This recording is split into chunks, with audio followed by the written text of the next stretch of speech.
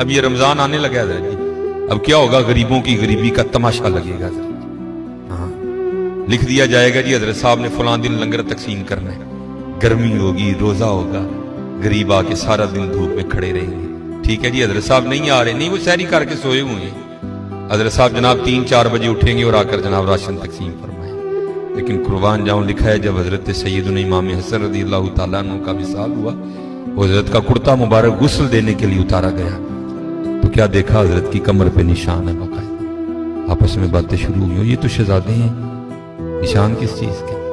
جو حضرت کے خادم تھے آپ نے فرمایا اپنی زبانیں بند رکھو، غلام کے لیے، امام کے لیے دل میں کوئی میل نہ لانا۔ کہا پھر تو ہی بتا نشان کس چیز کا؟ آپ نے فرمایا اگر بات امام کی شان و شوکت کی نہ ہوتی تو امام نے وعدہ لیا تھا کبھی راز نہ کھولنا میرا۔ سنو یہ نشان ان بوریوں کے ہیں جو امام رات کے اندھیرے میں اپنے کندھے پہ اٹھا کے یتیموں کے گھروں میں چھوڑنے جایا کرتے ہیں۔